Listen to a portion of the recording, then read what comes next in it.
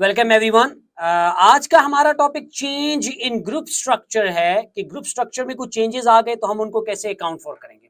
अब change in group structure का मतलब क्या है? इट सिंपली मींस कि पेरेंट ने सब्सिडरी के स्ट्रक्चर में कोई चेंज कर दिया और हम उस फोर्थ सिनेरियो की बात कर रहे हैं जो हमने बात की थी कि कंट्रोल चेंज नहीं हो रहा, एनसीआई का परसेंटेज इंक्रीज हो रहा है या डिक्रीज हो रहा है। अब अगर तो आप एनसीआई को इंक्रीज करेंगे, एनसीआई में हम इंक्रीज करें, एनसीआई में इंक्रीज करने का मतलब क्या है? कंपनी अपना कुछ पोर्शन सब्सिडरी में से सेल कर रहा है किसी और इंडिविजुअल को, किसी और शेयर होल्डर को, जिसकी वजह से कंट्रोल कम हो रहा है, तो एनसीआई बढ़ेगा। अगर एनसीआई इंक्रीज होगा तो हमने पहले भी डिस्कस किया हुआ है, हम अकाउंट फॉर करेंगे net assets of subsidiary plus goodwill of subsidiary on the date, जिस डेट पे आप इसको चेंज कर रहे हैं, स्ट्रक्चर चेंज करें, डिवाइडेड बाय और multiply by straight away the percentage, जितने परसेंटेज से आप उसके अपनी इन्वेस्टमेंट कम कर रहे हैं। If for example it could be 5%, it could be 10% और एनी परसेंटेज। तो ये वर्किंग तो हमारे लिए स्ट्रेट फॉरवर्ड होगी, इसमें तो हमें इश्यू कभी नहीं होगा। हमें प्रॉब्लम आएगा जब हम एनसीआई की वैल्यू को डिक्रीज करेंगे। डिक्रीज करने का क्या मतलब है? ऑलरेडी कोई एनसीआई था, आपने उस एनसीआई को परचेज कर लिया है, एनसीआई को परचेज कर लिया है। अगर आपने एनसीआई को परचेज किया है, नॉन कंट्रोलिंग इंटरेस्ट को, तो फिर आप क्या कहेंगे? NCI at the date of change in group structure, जिस डेट पे आप चेंज करें, एट डेट ऑफ चेंज, इसको डिवाइड करेंगे with the percentage of NCI before change. Before change उसका एनसीआई क्या था, राइट? जैसे आपने अकाउंट फॉर कर लिया, इसके बाद आप देखेंगे मल्टीप्लाई बाय द परसेंटेज जो आप अपने पास एक्वायर कर रहे हैं। सो ये चीज आपको याद रखनी पड़ेगी कि हम एनसीआई को इंक्रीज कब करेंगे और डिक्रीज कब करेंगे। और अगेन, क्योंकि कंट्रोल चेंज नहीं हो रहा, तो इसका इंपैक्ट हमेशा अदर कंपोनेंट्स ऑफ इक्विटी को चार्ज होगा। It always be charge to other components of equity. हम ये इंपैक्ट हमेशा अदर कंपोनेंट्स ऑफ इक्विटी को ही चार्ज कर रहे होंगे। So it should be charge to other components of equity. या तो other components of equity increase होगा या डिक्रीज होगा, राइट? और इसी की बेसिस के ऊपर हम इसको अकाउंटिंग करेंगे। यानी अगर आपने कैश ज्यादा पे कर दिया है और एनसीआई थोड़ा कंट्रोल लिया है, तो जो बैलेंसिंग फिगर है वही हम अदर कंपोनेंट्स ऑफ इक्विटी को चार्ज करेंगे। That should never be charge to the profit and loss account. और जब सब्सिडरी डिस्पोज ऑफ होगी, डिस्पोजल के वक्त ये वाले other components of equity recycle होंगे। ठीक है? रिसाइकल का मतलब इस अमाउंट को अदर कंपोनेंट्स ऑफ इक्विटी से रिड्यूस करना है और कहां ले जाना है? प्रॉफिट एंड लॉस अकाउंट में। और जहां gain on disposal of subsidiary है उसके साथ ऐड माइनस करके फिर ये रिटेन्ड अर्निंग में आ जाएगा, प्रॉफिट को इंक्रीज करके। तो रूल तो वैसे ही है, वो अल्टीमेटली उससे जाना तो रिटेन्ड अर्निंग में ही है, लेकिन ऑन डिस्पोजल ऑफ सब्सिडरी उससे पहले ये मूव नहीं हो सकता, राइट? ओके, चले हम कुछ बात कर लेते हैं कि हमारे पास कुछ एग्जांपल है और इस एग्जांपल में हम क्या डिस्कशन लेके चलेंगे। सो एक कंपनी है, 3 एंटिटीज हैं, parent, subsidiary A, subsidiary B. Parent company का नाम पेप्सी है, Sprite 1 subsidiary, Tango second subsidiary. इन कंपनीज को पेप्सी कंपनी ने एक्वायर किया हुआ और कंट्रोल एक्सरसाइज कर रहा है।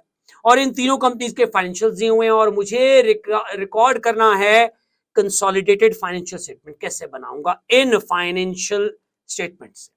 अब हम कुछ बात कर लेते हैं, कुछ एडिशनल इंफॉर्मेशन भी है जो हमने पहले हमेशा बात की कि एडिशनल इंफॉर्मेशन से डेटा बना रहे होंगे।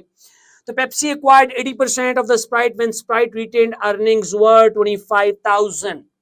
जब पेप्सी ने स्प्राइट को एक्वायर किया था, सब्सिडरी को एक्वायर किया था, तो उस वक्त उसकी रिटेन्ड अर्निंग 25,000 थे और कंसिडरेशन जो पे किया था वो 300,000 था।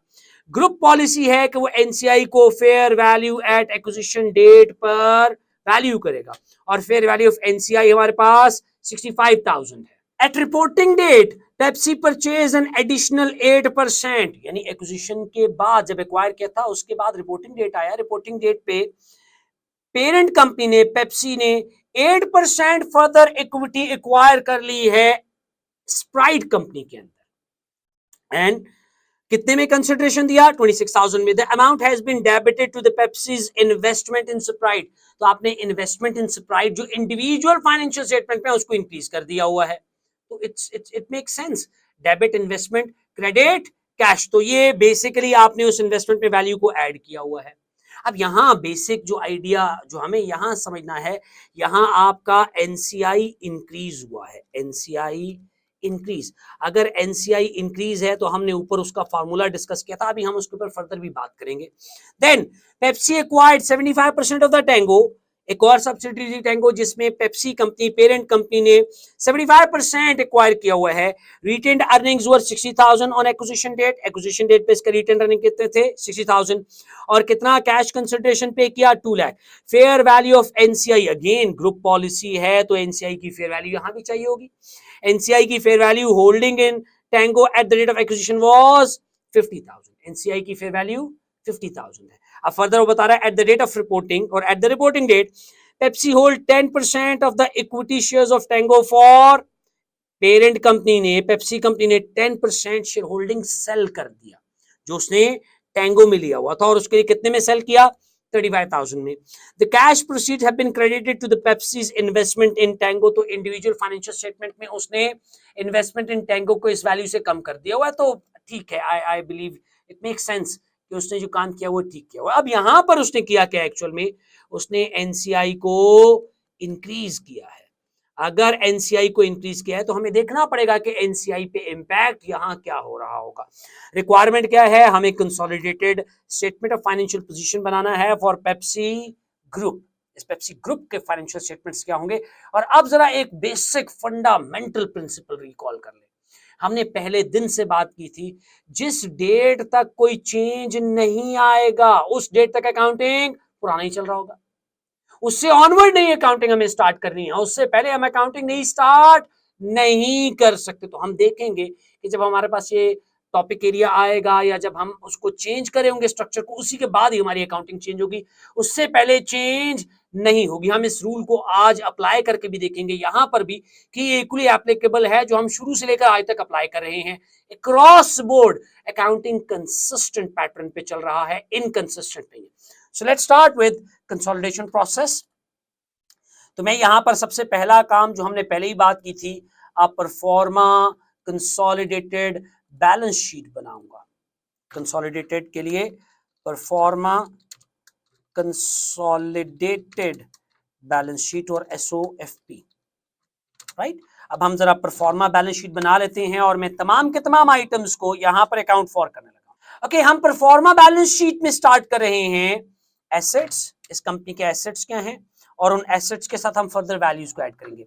एसेट्स की वैल्यू अगेन यही चीज आपके पास, investment in Tango and investment in Sprite. अब यहां हमने इसको रिप्लेस करना है। रिप्लेस किससे करना है?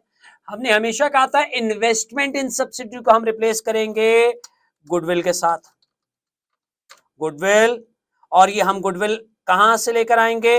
वर्किंग नंबर 3 से। हम यहां भी यही काम करेंगे, तो फिर मुझे इन्वेस्टमेंट इन टैंगो की जरूरत नहीं है, मैं दोनों सब्सिडीज की गुडविल कंबाइन करके इसी एक हेड के अंडर रिपोर्ट कर दूंगा।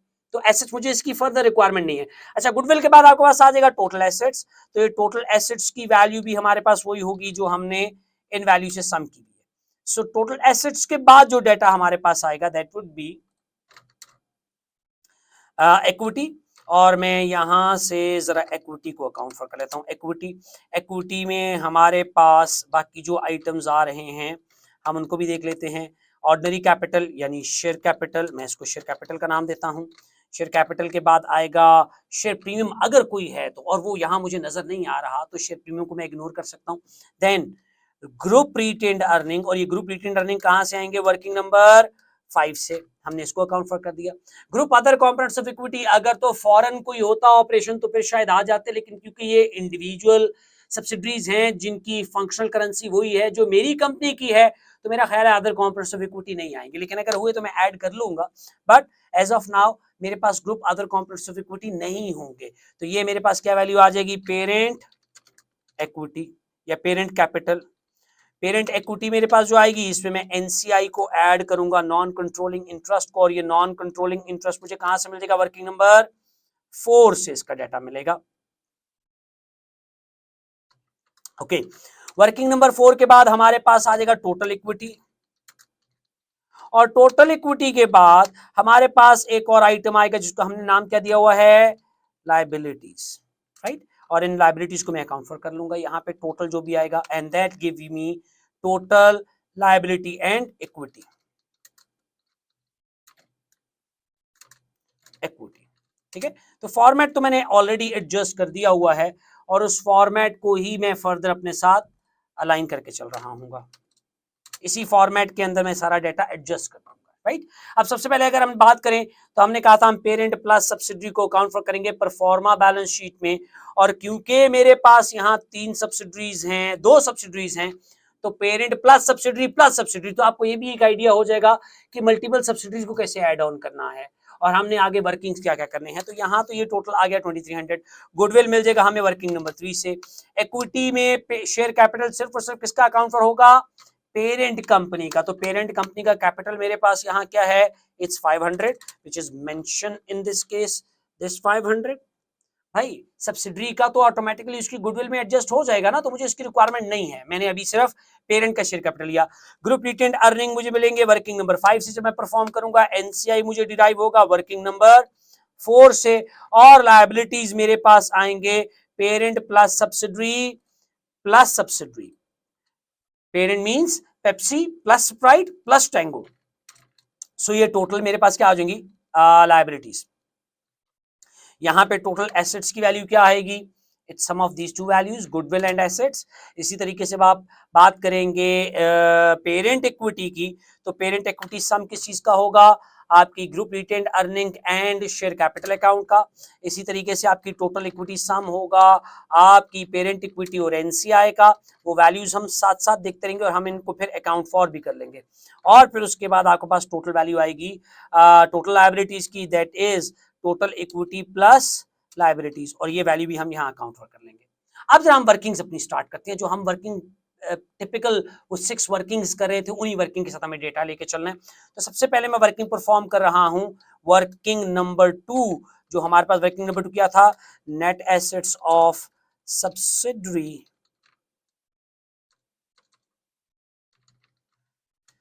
एट, कौन कौन से डेट पे हमें चाहिए थे, at acquisition date, then at reporting date, और फिर हमने बात की थी पोस्ट एक्विजिशन। ये तीनों डेटा सेट्स हमें चाहिए थे, और हमने कहा था ये डेटा हमें कहां से मिल जाएगा, पे सब्सिडरी कंपनी के इक्विटी सेक्शन, जो जिसकी बैलेंस शीट है उसका जो इक्विटी सेक्शन है उससे मुझे ये डेटा अवेलेबल हो जाएगा, ऑल ऑफ दीज डेटा। तो रिपोर्टिंग डेट का डेटा तो मुझे यहां मिल रहा है share capital and retained earnings, और रिपोर्टिंग डेट का डेटा तो ऑलरेडी मुझे अवेलेबल है बैलेंस शीट ऑफ सब्सिडरी से। सो ये पेरेंट का कैपिटल और ये पेरेंट की रिटेन अर्निंग्स वो हमने रिफ्लेक्ट कर लिए। लेकिन मुझे क्या चाहिए, एक्विजिशन डेट, तो एक्विजिशन डेट पे कैपिटल तो सेम रहेगा, ये तो हमने पहले बात की थी। रिटेन अर्निंग का डेटा मुझे क्वेश्चन में एग्जामिनर ने दिया था, and that was this value 25,000, और मैं अभी किसका डेटा बना रहा हूं, net assets of, I want say it's subsidiary, मैं इसको नाम दे रहा हूं स्प्राइट, ताकि हमें आइडिया हो हम किसका काम करें, हम किस सब्सिडरी के ऊपर डाटा क्रिएट करें। तो net assets of Sprite at acquisition date. So retained earning of Sprite जो दिए हुए हैं दोज वर 25,000। अब ये याद रखिएगा 25 में ये आपका 1000 कॉमन है, तो पोस्ट एक्विजिशन क्या होगा, reporting date minus acquisition date, और यही डेटा मेरे पास यहां भी आ जाएगा। अब इसके बाद कोई और फेयर वैल्यू एडजस्टमेंट होती, कोई पर्प होता, कोई एडिशनल डेप्रिसिएशन होती, कोई इंटेंजिबल होता, कोई और एडजस्टमेंट सब्सिडी से रिलेटेड होती जो मुझे यहां करनी पड़ती अकाउंटिंग पॉलिसी को अलाइन करने के लिए, तो मैं यहां कर देता। लेकिन as of now it's not required because no further information is available. तो मेरा ख्याल है बाकी अकाउंटिंग ठीक हुई है, अकाउंटिंग पॉलिसीज अलाइन है, कोई और एडजस्टमेंट की जरूरत नहीं है, ना ही कोई फेयर वैल्यू एडजस्टमेंट मुझे नजर आ रहा है। तो मेरे पास जो टोटल वैल्यूज आ जाएंगे वो हो जाएंगे इन वैल्यूज का पोस्ट एक्विजिशन और इन सब वैल्यूज का सम। तो हम यहां से सम कर लेते हैं total of all these values. तो मैं यहां टोटल लिख रहा हूं, total of net assets of subsidiary, and यही डाटा हमने यहां अकाउंट फॉर किया, and you can see it's actually 75, जो दोनों वैल्यूज में सेम आ रहा है, राइट। ओके, ये तो हो गए नेट एसेट्स ऑफ स्प्राइट। अब नेट एसेट्स ऑफ स्प्राइट के बाद मुझे वर्किंग नंबर 2 रिफ्लेक्ट करना है किस कंपनी के लिए, टेंगो कंपनी के टेंगो कंपनी के लिए। तो मैं वर्किंग नंबर 2 इसी डेटा को यहाँ से कॉपी करता हूँ और मैं यहाँ इसी डेटा को अकाउंट फॉर कर लेता हूँ, लेकिन ये डेटा मुझे किसके लिए चाहिए, टेंगो कंपनी के लिए। तो हम यहीं से टेंगो कंपनी का नाम चेंज करके इसी को टेंगो कंपनी कह देते हैं, टेंगो, राइट। टेंगो कंपनी का डेटा भी हमारे पास आ गया। अब कुछ बात कर लेते हैं कि टेंगो कंपनी का शेयर कैपिटल और शेयर प्रीमियम क्या था। तो पहले तो रिपोर्टिंग डेट का डेटा ले लेते हैं। ये टेंगो कंपनी का शेयर कैपिटल था और ये डेटा टेंगो कंपनी का रिटेंड अर्निंग था। ये दोनों बात क्लियर हो गई। यहाँ दोनों डेटा सेट्स दिए हुए हैं मुझे, टेंगो कंपनी का ordinary capital and equity, Tengo company का डाटा है। क्लियर हो गया, ओके। यहां तो मैंने डाटा अकाउंट फॉर कर लिया, लेकिन मुझे अभी नहीं पता कि रिटेंड अर्निंग टेंगो कंपनी के क्या थे। तो मैं क्वेश्चन में आ जाता हूं और मैं बात करता हूं, टेंगो कंपनी के रिटेंड अर्निंग थे 60,000 at the date of acquisition. तो यहां मैं 60 मेंशन कर सकता हूं। रेस्ट तो मुझे कुछ भी अपडेट करने की जरूरत है ना, बाकी तो डाटा खुद ब खुद अलाइन हो रहा है। अब इसी के साथ मैंने वर्किंग 2 जैसी परफॉर्म किया, तो मैं वर्किंग नंबर 3 भी परफॉर्म करता हूं, जो हमारे पास यहाँ क्या कहलाएगा, गुडविल। अगर कोई एडजस्टमेंट होता तो मैं ऊपर बैलेंस शीट में भी एडजस्ट कर देता, because there is no adjustment, तो बैलेंस शीट को भी मुझे एडजस्ट करने की जरूरत नहीं है। वर्किंग 3 हमारे पास गुडविल होगा, और गुडविल को अगर मैं अकाउंट फॉर करूं तो गुडविल क्या होगा, consideration paid by parent, consideration paid by Pepsi company, right. और वो पेप्सी कंपनी ने कंसिडरेशन क्या पे किया, स्प्राइट कंपनी के लिए। अगर मैं यहीं से इस डेटा को थोड़ा सा अकाउंट फॉर करूं तो यहां पर हम अगर इस स्टेटमेंट को पढ़ लें कि पेप्सी कंपनी ने स्प्राइट कंपनी की एक्विजिशन के लिए क्या इन्वेस्टमेंट किया है, तो इन्वेस्टमेंट यहां देख लेते हैं। Pepsi acquired 80% of the Sprite capital share capital retain earning 25,000 paying a consideration of 3 lakh. कितना कंसिडरेशन पे किया, 300,000 इज कॉमन। इसी तरीके से हमने कहा था फिर एनसीआई एट एक्विजिशन डेट, और एनसीआई एट एक्विजिशन डेट अगर मैं कंसिडर कर लूं यहां पर, तो NCI at acquisition date question में डेटा गिवन है, that is the fair value of NCI holding in Sprite at the date of acquisition were 65,000। तो यहां पर मैं NCI को कितनी वैल्यू से ऐड कर सकता हूं, 65। that give me the total consideration। तो total consideration क्या हो जाएगा, sum of these two values, that is 365। और total consideration से हमने कहा था हम लेस कर देंगे, less net assets of Sprite पहली subsidiary on acquisition date। The acquisition date के net assets of Sprite is already given in the scenario which is 225। तो यहां पर आपको क्या मिल जाएगा, goodwill at acquisition date। और goodwill at acquisition date क्या होगा, इन दोनों वैल्यूज का डिफरेंस। goodwill आ गया 140, क्लियर है। अब ये goodwill 140 आ गया, तो मुझे इसमें से क्या लेस करना था, इंपेयरमेंट। क्या कोई डाटा इंपेयरमेंट से रिलेटेड दिया हुआ है, इट्स 0। तो मेरे पास यहां क्या रिपोर्ट होगा, goodwill at reporting date, right.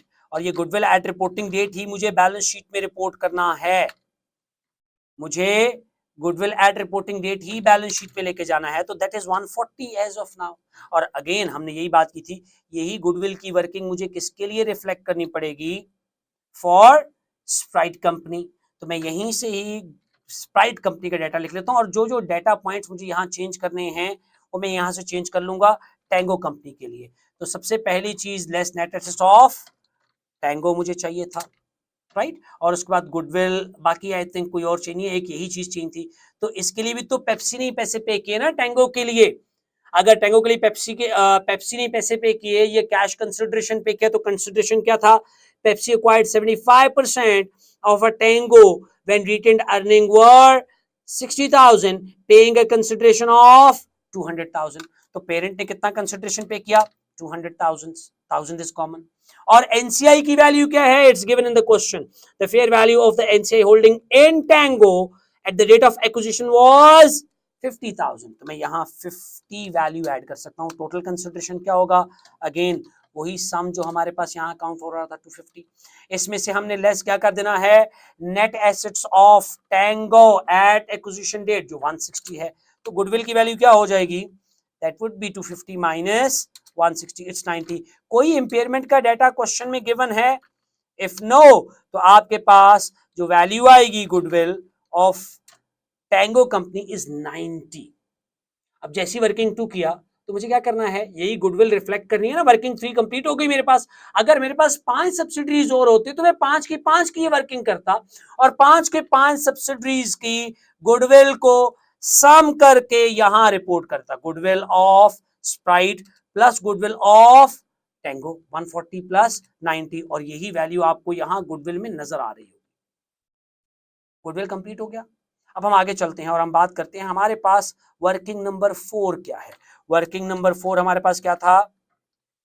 NCI. और एनसीआई की वर्किंग भी मुझे दोनों कंपनीज के लिए करनी है। तो सबसे पहले मैं इसके लिए स्प्राइट के लिए वर्किंग कर लेता हूं। तो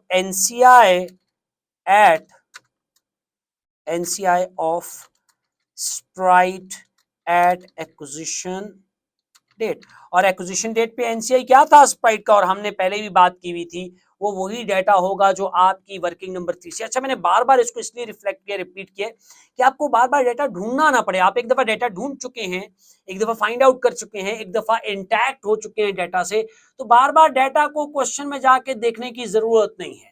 There's something it's already available। तो ये वैल्यू आपको 65 आ जाएगी। फिर हमने कहा था post acquisition reserves of Sprite, क्योंकि पहली सब्सिडी स्प्राइट है, मल्टीप्लाई बाय एनसीआई परसेंटेज। तो हम उस डाटा को ले लेते हैं और मेरा हाल है पोस्ट एक्विजिशन तो हमें ऑलरेडी गिवन है ये 75 मल्टीप्लाई बाय एनसीआई। अभी देखिए स्ट्रक्चर आज आके चेंज हो रहा है स्प्राइट का, इससे पहले स्प्राइट का स्ट्रक्चर चेंज नहीं हुआ था। Is it clear? अगर स्प्राइट का स्ट्रक्चर चेंज नहीं हुआ था तो फिर मुझे क्या करना है, मुझे इंश्योर करना है कि यहां पर अब तक जो प्रॉफिट्स बनाए हैं एनसीआई का वही हिस्सा बनता है जो एनसीआई पहले था। और एनसीआई कितना था इस एक्विजिशन से पहले स्प्राइट के अंदर? 20%। तो आप 20% एनसीआई काउंट फॉर करेंगे, मल्टीप्लाई बाय 20% एनसीआई का हिस्सा बनता है। ये वही रूल है जो हम बहुत पहले से बात करते आ रहे हैं कि जब तक कोई नई सिचुएशन चेंज नहीं होती ना तब तक अकाउंटिंग पुरानी रहेगी। अगर रिपोर्टिंग डेट पे आके आपने एनसीआई को एक्वायर कर लिया है तो क्या पूरे साल का शेयर उसको नहीं देंगे? वो तो उसका राइट है। You are suppose to provide him with 20% of the profit share, because पूरे साल एनसीआई के पास 20% शेयर रहे। और ये प्रॉफिट पिछले साल का है जिस साल के अंदर एनसीआई 20% शेयर होल्डिंग रखता था। आज चेंज किया आके, तो आज का हम इंपैक्ट दिखाएंगे। लेकिन एज ऑफ नाउ आपका post acquisition reserve multiply by NCI percentage account for होगा। अगेन इसी के साथ goodwill impairment multiply by NCI percentage. अब ये मैं क्यों कर रहा हूं, हालांकि मुझे पता है कि goodwill zero because it's full goodwill method. तो आप लोगों को ये पता हो इररिस्पेक्टिव फुल गुडविल मेथड है, लेकिन हमें बेशक गुडविल की इंपेयरमेंट जीरो है, लेकिन हमें आइडिया होना चाहिए कि यहां वर्किंग होनी चाहिए क्योंकि फुल गुडविल मेथड है। तो एक रिपीटिशन भी हो जाती है, एक आइडिया भी हो जाता है कि हम गुडविल की इंपेयरमेंट यहां चार्ज करेंगे क्योंकि फुल गुडविल मेथड है। सो एनसीआई एट रिपोर्टिंग डेट आपके पास क्या होगा, बट इट्स बिफोर चेंज। ये चेंज से पहले का आपके पास क्या हो गया, एनसीआई की वैल्यू। So it's 80। अब अगर मैं एनसीआई की चेंज की बात करूं और मैं कहूं डिक्रीज इन एनसीआई, आपको याद होगा हमने कहा था एनसीआई में डिक्रीज आया पेप्सी के केस में। पेप्सी के केस में एनसीआई में डिक्रीज है ना? Yes, it's a decrease in NCI. यहां पर हमने गलती से इंक्रीज लिखा। अच्छा, अब डिक्रीज कैसे है हम जरा उस पर बात कर लेते हैं और फिर हम देखेंगे कि हम एनसीआई को डिक्रीज कैसे करें। At reporting date Pepsi purchase an additional 8% of Sprite company. जब आपने एडिशनल परसेंटेज एक्वायर किया तो एनसीआई कम हुआ होगा ना, 80% था, 8% और एक्वायर कर लिया, तो आपकी होल्डिंग कितनी हो गई, 88%। एनसीआई कितना हो गया, जो पहले 20% था, अब कितना हो गया है, 12%। 12%। तो यहां पर एनसीआई डिक्रीज है, राइट? हमने आई थिंक डिक्रीज ही देखा था या हमने उसको इंक्रीज बोल दिया था, but there is something it should be decrease. Okay, क्योंकि एनसीआई डिक्रीज है तो एनसीआई डिक्रीज के लिए हमें क्या करना है, एनसीआई डिक्रीज जब होगा तो एनसीआई डिक्रीज हम देख लेते हैं कि एनसीआई डिक्रीज क्या होगा। तो मैं एनसीआई की वैल्यू में से कुछ एक्वायर कर रहा हूं तो मुझे क्या करना पड़ेगा, एनसीआई एट रिपोर्टिंग डेट, और एनसीआई एट रिपोर्टिंग डेट हमें यहाँ पता है कितना है। एनसीआई एट रिपोर्टिंग डेट क्या वैल्यू दी हुई है 80, इसी में से कुछ एक्वायर किया होगा ना। अब एनसीआई एट रिपोर्टिंग डेट अगर मैं ले लूं तो ये 80 है, लेकिन क्या ये 80 मेरे पास 100% ऑफ सब्सिडरी है? No, it's just 20%। तो डिवाइडेड बाय 20% ये ग्रॉस अप होके 100% हो जाएगा। और मैंने 8% इसमें से, देखें आपकी सब्सिडरी में 80% से होल्डिंग इंक्रीज होके 88% हो गया, यानी आपने पूरे 100% का 8% और एक्वायर किया है, जबकि ये एनसीआई की जो वैल्यू है ये तो सिर्फ 20% है। तो पहले मुझे इसको क्या करना पड़ेगा? ग्रॉस अप, और ग्रॉस अप करने के बाद मुझे अकाउंट फॉर करना पड़ेगा कि इसमें से मैंने 8% लिया। तो हमने पहले इसको डिवाइडेड बाय 20% किया और फिर मल्टीप्लाई बाय 8%। तो ये ग्रॉस अप होके आपने कितना एक्वायर किया? एनसीआई 32 का। अगर 32 का एक्वायर किया है तो NCI at reporting date after change, और ये आफ्टर चेंज वाला ही डेटा आपकी बैलेंस शीट में रिपोर्ट होगा, यानी दिस 80 माइनस 32 ये कहां रिपोर्ट हो जाएगा? आपकी बैलेंस शीट में, वो जो हमने वर्किंग नंबर 4 एडजस्ट किया था एनसीआई की वैल्यू। ठीक हो गया? सो इसको मैं यहां से हाईलाइट कर लेता हूं, this should be reported in balance sheet, ताकि हमें याद रहे कि हम क्या कर रहे थे। आप बेशक इसके साथ लेबल ऐड कर सकते हैं, रिपोर्टेड इन बैलेंस शीट, बेशक यहाँ पे ऐड कर लें, क्योंकि एग्जामिनेशन में तो शायद आपके पास अवेलेबल नहीं होता, आपको अपने नोट्स ऐड करने पड़ते हैं एक्सेल में, तो आप इसको लिख सकते हैं रिपोर्टेड इन SOFP। ये वैल्यू SOFP में रिपोर्ट करेंगे हम लोग, तो आपको एक रेफरेंस मिल गया कि ये वैल्यू रिपोर्ट करनी है, राइट? अच्छा, अब इसके अलावा सिर्फ यही नहीं है, आप लोगों ने इसकी डबल एंट्री भी तो करनी थी ना, ताकि आपको पता चले कि बाकी बैलेंसिंग फिगर क्या है। तो डेबिट और क्रेडिट डबल एंट्री क्या होगी? आपने कहा मेरा एनसीआई में डिक्रीज हुआ, एनसीआई कितने से डिक्रीज हुआ आप लोगों के पास? एनसीआई 32 से। अगर एनसीआई 32 से डिक्रीज हो रहा है तो डिक्रीज क्यों हो रहा है? क्योंकि पेप्सी कंपनी ने कुछ कंसिडरेशन पे किया। अब वो देखते हैं जरा कंसिडरेशन कितना पे किया। पेप्सी ने एडिशनल 8% एक्वायर किया और उसके लिए कितनी अमाउंट पे की? 26,000। यानी मेरे पास जो कैश क्रेडिट होगा वो क्या होगा? 26। बैलेंसिंग फिगर कहां रिपोर्ट हो जाएगा? Other components of equity. तो ये अदर कंपोनेंट्स ऑफ इक्विटी का बैलेंस क्या बचेगा? 6,000। और ये 6,000 कहां रिपोर्ट होगा? अगेन ये भी आपके बैलेंस शीट में रिपोर्ट होगा, और मैं इसको भी रेफर कर लेता हूं ताकि मुझे आइडिया हो कि अदर कंपोनेंट्स ऑफ इक्विटी का कुछ बैलेंस था, reported in balance sheet this figure. ये मेरे पास बैलेंस शीट की वैल्यू है, और ये अब बन गया group other components of equity. Remember, मैंने उस वक्त इसलिए थोड़ा सा आइडिया दिया था कि शायद हमारे पास कोई डेटा आ सकता है, but I have not make it confirm कि हमें डायरेक्टली उसके ऊपर ना जाना पड़े, हमें एक आइडिया हो कि कहां से डेटा आ रहा है। सो आपके पास एक वैल्यू और यहां पर ऐड होगी। अगर मैं यहां से इसका एक कॉलम और ऐड कर देता हूं, हम इसके अंदर एक और कॉलम ऐड करते हैं, बल्कि यहीं से ऐड कर लेते हैं ताकि हमें एक आइडिया हो जाए। सो यहां पर जो आपके पास वैल्यू आएगी, सो हम यहां से एक कॉलम ऐड करते हैं जहां हमें अदर कंपोनेंट्स ऑफ इक्विटी भी ऐड करना है। तो I am going to add one column here, एक रो में ऐड कर रहा हूं, इंसर्ट शिफ्ट सेल डाउन, और मैंने यहां से मूव कर लिया। अब आपके पास यहाँ group other components of equity आएगा, और ये वर्किंग नंबर 2 और 3 से आ रहा है, ये वर्किंग नंबर 6 से हमारे पास नहीं आ रहा, लेकिन हम चलें फिर भी कहते हैं वर्किंग नंबर 6 का डाटा है, लेकिन ये एज इट इज वर्किंग 6 का डाटा नहीं है। ये तो हमारे पास वर्किंग नंबर 4 से डाटा आ रहा है, जो एनसीआई के चेंजेस आ रहे हैं उस एनसीआई के चेंजेस की वजह से। तो मैं एज ऑफ नाउ इसको थोड़ी देर के लिए इग्नोर करता हूं कि वर्किंग नंबर 6 नहीं है, क्योंकि ये एनसीआई को एट्रीब्यूट नहीं होगा, ये प्योरली पेरेंट का है, पेरेंट खरीद रहा है या पेरेंट सेल कर रहा है, तो ये पेरेंट का एक इंपैक्ट आ रहा है, parent company the Pepsi company, इसमें एनसीआई का कोई शेयर नहीं है, ये याद रखिए, क्योंकि सेल या परचेज पेरेंट कंपनी कर रहा है और पेरेंट कंपनी अपने इंपैक्ट को अकाउंट फॉर कर रहा है। एनसीआई को क्या फायदा है, क्या नुकसान है, उससे पेरेंट कंपनी या पेप्सी का कोई कंसर्न नहीं होगा। So let's look into the aspect, हम जरा इसको यहीं पे कंप्लीट कर लेते हैं, और हमने ये देख लिया ये अमाउंट्स हमारे पास रिपोर्ट हो गए। अब यही वर्किंग क्या मुझे रिपीट नहीं करनी अपने पास उसके लिए अपनी टैंगो कंपनी के लिए?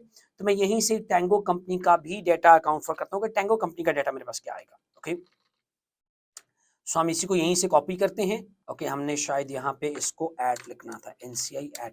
ओके, मैं इस डेटा को यहीं से ही रेप्लिकेट कर रहा हूँ फॉर टैंगो कंपनी, और यहाँ पर मेरे पास एनसीआई ऑफ टैंगो कंपनी आएगा। ठीक हो गया। और यहां पर भी पोस्ट एक्विजिशन रिजर्व्स किससे होंगे, मैं फॉर्मेट सिर्फ चेंज कर रहा हूं, आप लोगों को यही काम एग्जाम में भी करना है, रिमेंबर। Is it clear? तो अपना टाइम बचाएं ना, आप बार बार पूरा पूरा टाइप करेंगे तो इट इज पॉसिबल कि आपका टाइम ज्यादा लगेगा। तो आप अपना उसको जो ऑलरेडी काम किया हुआ है उसी को आप क्या कर लें, वहां से कॉपी पेस्ट कर लें, और यही आप फॉर्मेट, क्योंकि मल्टीपल सब्सिडीज हैं, 2-4 सब्सिडीज और साथ ऐड करते जाएं इसी फॉर्मेट के अंदर, and you got an data. अच्छा, हम यहाँ बात कर रहे थे कुछ एनसीआई एट एक्विजिशन डेट, तो हमने पहली बात की थी एनसीआई एट एक्विजिशन डेट कौन सा होगा, वही वैल्यू जो ऑलरेडी यहाँ मेरे पास अवेलेबल है वर्किंग नंबर 3 से। और अगर मैं पोस्ट एक्विजिशन की बात करूंगा तो रिटेन अर्निंग ऑफ किसके लेने हैं, टैंगो के, मल्टीप्लाई बाय एनसीआई परसेंटेज यहां क्या था जरा ये भी देख लेते हैं, दैट इज 75% बिफोर चेंज। मेरी पेप्सी कंपनी की होल्डिंग 75% है, तो एनसीआई कितना होगा, 25%। तो हम यहां से जरा डाटा 25% अकाउंट फॉर करेंगे, सो इट इज 25%। ये हो गया एनसीआई का शेयर। गुडविल इंपेयरमेंट, अगेन मुझे ये लाजमी स्टेप परफॉर्म करना है ताकि मुझे पता हो कि मैं डेटा क्या अकाउंट फॉर करूं, मल्टीप्लाई बाय 25%। अच्छा, आपको एग्जाम में इसको बार बार बताने की जरूरत नहीं है, आप अपनी डिस्कशन में बता देंगे कि as in this scenario there is no goodwill impairment, but as goodwill is based on full goodwill method, hence an impairment charge, if any, should be charged to NCI as well because we have assigned goodwill to NCI। बात समझ में आ रही है? आपको examiner को समझाना है कि स्टैंडर्ड अप्लाई क्या हो रहा है, इसीलिए मैंने इस वर्किंग को यहां बार बार रिपीट किया ताकि आपके जहन में हो कि मुझे क्या क्या चीजें वहां एक्सप्लेन करनी है, राइट। ओके, हम अब बात कर लेते हैं NCI at reporting date before change क्या था, 85। अगर ये 85 था तो एनसीआई अब क्या हुआ इस केस के अंदर, इंक्रीज, डिक्रीज नहीं हुआ। अगर इंक्रीज हुआ है तो इंक्रीज करने के लिए क्या करना पड़ेगा, एनसीआई एट रिपोर्टिंग डेट लेना पड़ेगा, नो। हम बात करेंगे अपने पास एनसीआई। अच्छा, यहां मैं इस फॉर्मूला को थोड़ा सा अपडेट भी कर लेता हूं, NCI at reporting date divided by NCI percentage before change multiply by additional percentage acquired. मैं थोड़ा सा फॉर्मूला को अपडेट कर रहा हूं ताकि आप लोगों को ये बात समझ में आ जाए कि हम यहां कर करें। ओके, शायद ये फॉर्मूला अभी नजर नहीं आ रहा, स्टिल इट्स नॉट विजिबल ना, आई होप इट्स विजिबल। तो हमारे पास add additional percentage acquired, is it clear? तो हम ये जरा यहाँ पर ये वैल्यू भी ले लेते हैं कि हमें फार्मूला पता चल जाए कि हम क्या फार्मूला यहाँ अप्लाई कर रहे थे जिसकी वजह से मुझे ये रिजल्ट मिला। तो divided by NCI percentage before change हमने 20% लिया था, मल्टीप्लाई बाय यहाँ इस केस में हमने लिया था 8%। अब जरा हम देख लेते हैं अगर एनसीआई इंक्रीज हो रहा है तो फिर क्या करना है, फिर आप लोगों ने रिकॉर्ड करना है net assets at reporting date plus goodwill at reporting date, is it clear? दोनों ऐड कर दिए, मल्टीप्लाई बाय परसेंटेज डिस्पोज्ड, यही था, यही फॉर्मूला होगा ना हमारे पास, देखें। अच्छा, यहां पे ये याद रखिएगा आपने, मैं इसको थोड़ा सा और चेंज इसलिए कर लेता हूं ताकि समझ में आ जाए, you need to apply the brackets, because वो अगर आप ब्रैकेट्स अप्लाई नहीं करेंगे तो क्या कर रहा होगा, वो फिर सिर्फ गुडविल एट रिपोर्टिंग डेट को परसेंटेज से मल्टीप्लाई करेगा और पूरे नेट एसेट्स को ले लेगा। सो ये चीज आप लोगों को ध्यान में रखनी है। ओके, यहां अब बात कर लेते हैं हम कि हमारे पास गुडविल क्या थी। सबसे पहले नेट एसेट्स की बात करते हैं तो net assets at reporting date Tango company के 300 थे, प्लस टैंगो कंपनी की गुडविल एट रिपोर्टिंग डेट क्या थी, 90। ये दोनों मिला के सम हो गया, इस सम में से आपने कुछ परसेंटेज सेल किया, कितना परसेंटेज सेल किया, हम जरा क्वेश्चन में जाते हैं और बात करते हैं कि हमने कितना परसेंटेज यहां सेल किया है। तो आपके क्वेश्चन में मेंशन है आपने 10% ऑफ द टैंगो सेल किया है, और 10% ऑफ टैंगो सेल कितने के लिए किया, 35,000 में, तो हम डबल एंट्री देख लेंगे साथ, लेकिन हम पहले जरा देख लेते हैं हमने पोर्शन जो डिस्पोज ऑफ किया 10% उसकी वैल्यू क्या थी। तो यहाँ पर जो हमें डाटा अपडेट करना है, हमें क्या करना है, इस वैल्यू में से जो मेरे पास टोटल वैल्यू पड़ी थी सब्सिडरी की, इसमें से मैंने 10% सेल कर दिया, तो multiply by 10%, value is 39, right. अगर ये 39 वैल्यू आ रही है तो आपके पास एनसीआई चेंज, आपके पास क्या आ जाएगा, एनसीआई आफ्टर चेंज, क्योंकि एनसीआई आपने बढ़ाया है 39 से, तो एनसीआई 124 हो जाएगा। ये देख लीजिएगा, यहां पर मैंने इन दोनों को ऐड किया क्योंकि एनसीआई बड़ा है, यहां पर मैंने एनसीआई को सब्ट्रैक्ट किया था क्योंकि एनसीआई रिड्यूस हुआ था। तो ये चीज आप लोगों को जरा याद रखनी है कि एनसीआई क्या है। और अगेन यही वो एनसीआई है जो बैलेंस शीट में जाएगा, तो आप इसको बेशक रेफर कर सकते हैं, मैंने ऑलरेडी यहां पर रेफर कर दिया था ताकि आप लोगों को कंफ्यूजन ना रहे। ओके, इसी के साथ आपने इस चेंज को अकाउंट फॉर भी करना है डबल एंट्रीज। तो डबल एंट्रीज क्या आएगा यहां पर, क्योंकि एनसीआई नाउ इंक्रीज हो रहा है, तो एनसीआई क्या होगा, क्रेडिट। मैं यहां रिपोर्ट कर दूंगा एनसीआई, एनसीआई एनसीआई क्रेडिट कितने से हुआ, जितने से मैंने इंक्रीज किया 39 से, क्लियर है। लेकिन हमने एनसीआई एक्वायर कितने में किया, पैसे कितने दिए, कैश कितना रिसीव किया, एनसीआई ने हमें कैश कितना पे किया और मैंने कैश कितना रिसीव किया। अगर हम वापस क्वेश्चन को देख लें तो क्वेश्चन में उससे वैल्यू लिखी हुई थी, that was this $35,000। 35,000 cash debit कर लें क्योंकि पेरेंट कंपनी को कैश मिला, दैट इज 35। अब जो डिफरेंस आ रहा है वो क्या कहलाएगा, अदर कंपोनेंट्स ऑफ इक्विटी, यही तो हमने बात की थी। और डिफरेंस क्या होगा, डेबिट, क्योंकि मेरे पास डेबिट साइड शॉर्ट है। और अगेन ये अदर कंपोनेंट्स ऑफ इक्विटी कहां रिपोर्ट हो जाएगा, आपके पास बैलेंस शीट में, राइट। और मैं इसको यहां से रिपोर्ट कर लेता हूं, that something it should be reported in balance sheet again. तो मैंने इसको रेफर कर लिया कि बैलेंस शीट में जाएगा। अब जरा हम एनसीआई को और अदर कंपोनेंट्स ऑफ इक्विटी को रिफ्लेक्ट करते हैं, फिर ग्रुप रिटेन अर्निंग को देख लेंगे, तो हमारा बैलेंस शीट कंप्लीट हो जाएगा। So let's move and first mention NCI की वैल्यू क्या है। तो एनसीआई की वैल्यू क्या होगी, अगर मैं वापस जाऊं तो एनसीआई कौन सा लेना है मुझे, before change after change, after change, plus ये हो गया स्प्राइट का आफ्टर चेंज, ये हो गया टेंगो का आफ्टर चेंज। तो टोटल एनसीआई की वैल्यू आपके पास क्या हो जाएगी, 172।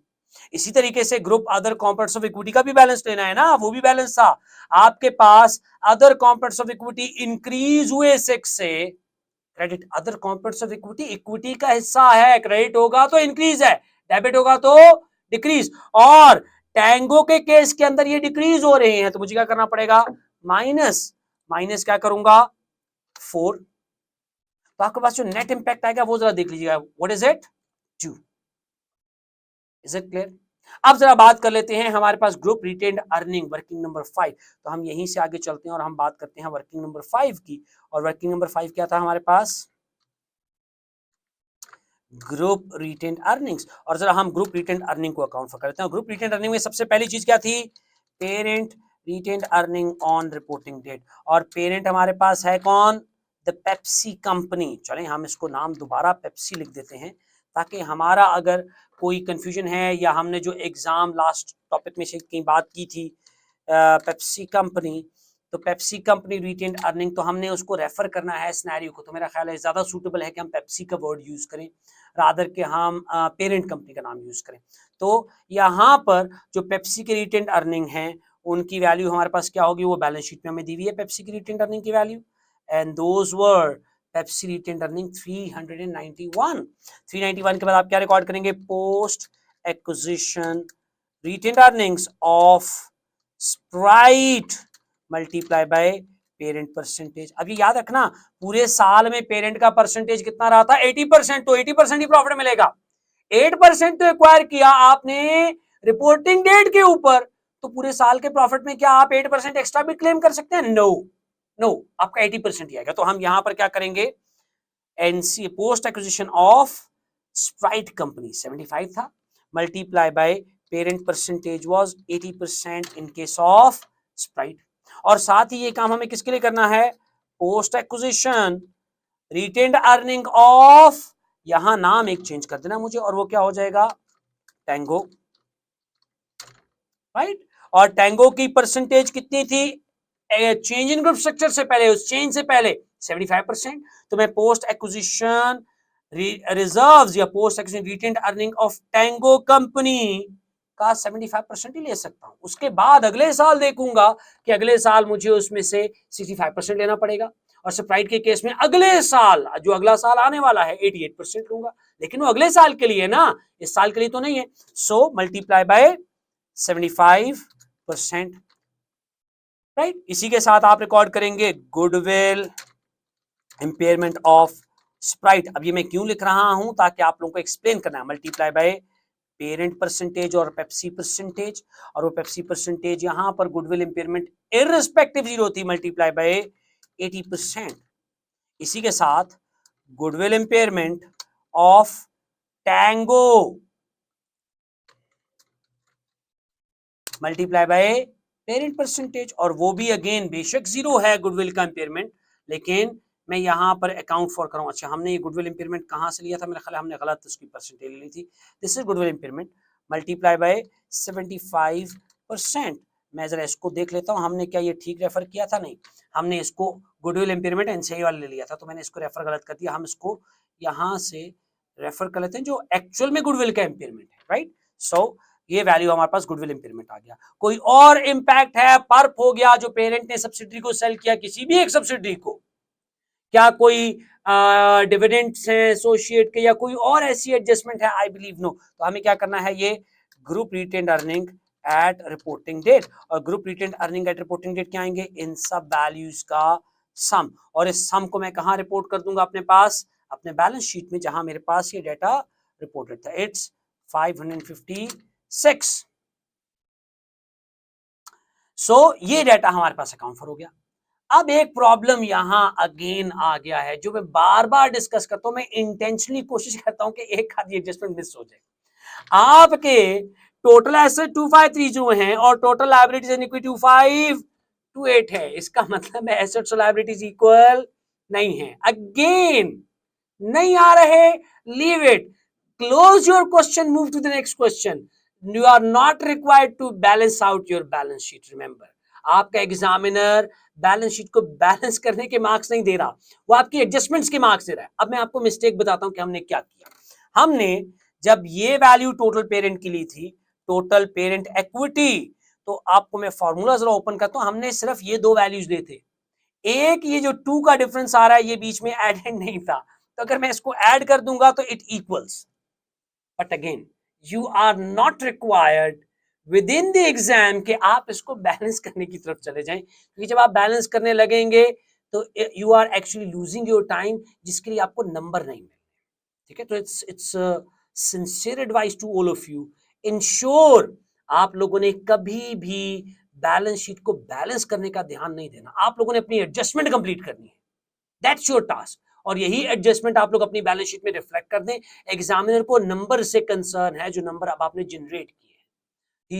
He is least concern with balancing your balance sheet. I hope change in group structure और मल्टीपल सब्सिडरीज को अकाउंट फॉर करने का एक आइडिया आपको क्रिएट हो गया होगा।